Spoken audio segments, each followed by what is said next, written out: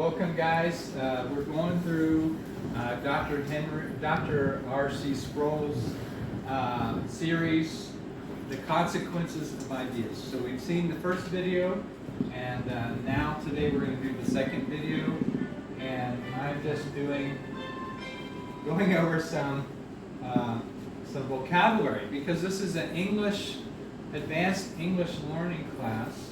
I wanted to go over some vocabulary. Some of you may know, you may not know, but even for speakers that are native, some of these words are hard.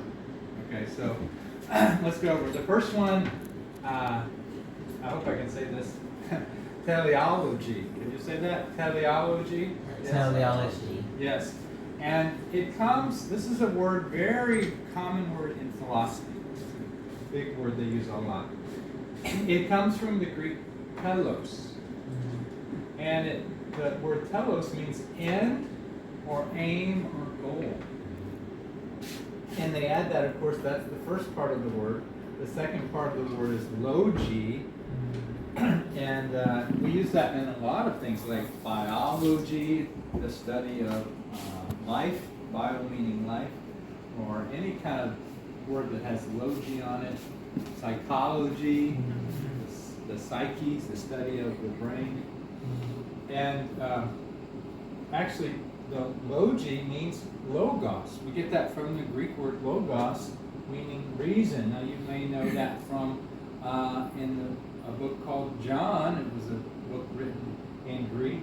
And John 1:1 says, "In the beginning was the Word, and the Word was with God, and the Word was God." And the ancient Hebrews believed that that word logos, which means logic and reason, that God was the one who started reason. He was the reason, and He was the one that produced reason. So that was the Hebrews way. But together, telos and logi, teleology, means purpose. So if you put the aim plus the reason together, the meaning of that is purpose. So when you hear this, it's the branch of philosophy, the big one, where we're trying to figure out what is the purpose of everything. And so it's kind of hard to remember. I have to keep telling myself, okay, what is teleology when they talk about it? So what is the big idea? Well, why does the universe even exist? Or why does anything exist? Why do you exist? Why do I exist? Why does anything exist? Because couldn't it be that nothing would exist, right? So why are we here? See, these are the big questions of philosophy we're studying. Why does the universe or anything exist? Some of the philosophers, like Aristotle, we'll talk about later, even talked about the acorn. What is the purpose of the acorn? Well, the acorn's purpose was to make a tree, right? The purpose of the acorn was to make an oak tree. But then you have to go behind that, like, well, who decided to make the acorn? See, these are deep questions. And one of the things Dr. Sproul talked about last week was that there was this thing about the one and the many. When you look out into the universe, we have all these many things, right? There's a diversity of things. There's many different animals, right? For example, or many different races of people. Just look at all the things that are diverse. Many types of trees, out there.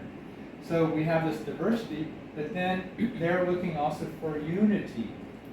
Like, what is the one thing that made everything? Where did it all come from? And there's this pull in philosophy between the unity and diversity. Some said there's only diversity, and some said no, there's got to be a unity from which. Well, you put these together, which I think is very interesting. Some of us are getting ready to go to university or any university. That's how we get the word university. It's unity plus diversity.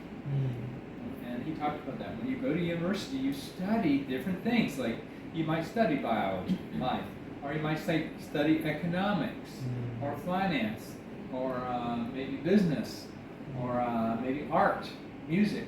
And those are all different. They're all different, really. But the university, you go here, one place to study many different subjects. Okay? So that's how we came up. You might ask your friends in university, do you know where that comes from? You might even ask your teacher, try not to be a smart aleck, but say, do you know where it comes from? And though they may not know, it comes from these two words, the one and the many. Wow. So why? Why do we have the universe? Why is it here? Why are we here? What's the origins? Or is there some kind of essence where everything made the universe?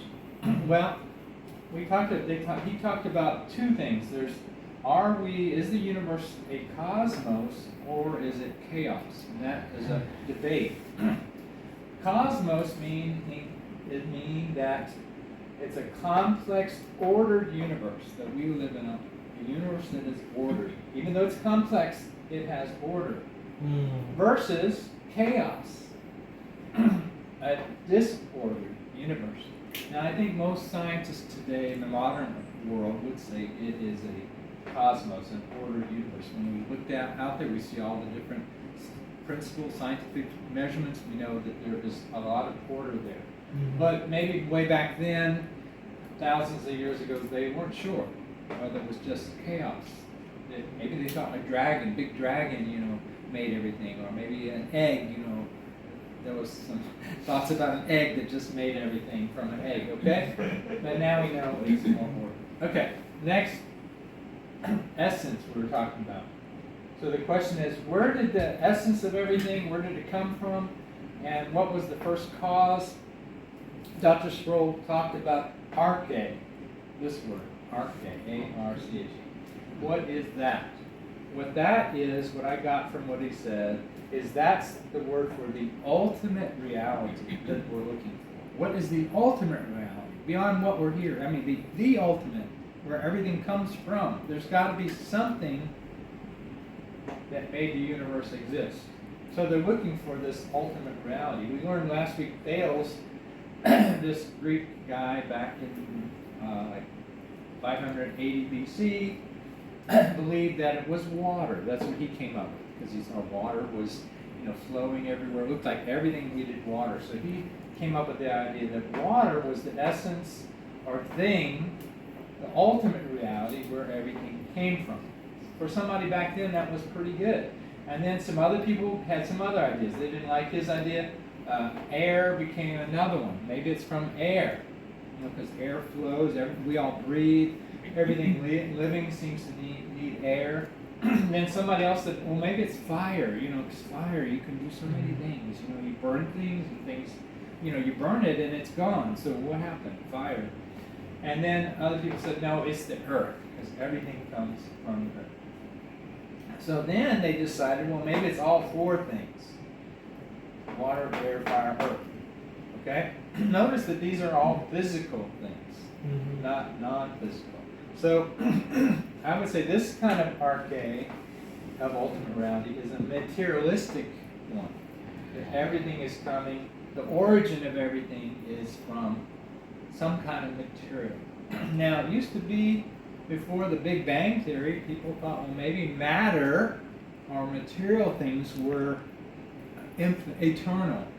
And so all the rocks on the earth and everything, they were just here forever, But now we don't believe that. Most scientists say, no, there was a beginning to all this, to matter. Matter wasn't here and then it was. They can't explain how, but they just say it was all there, one little dot, and then it came. So we don't so much believe this anymore, but this was very believable. Even Augustine believed that maybe matter was eternal. Okay? They also based it on a unity of, they were looking for a single substance.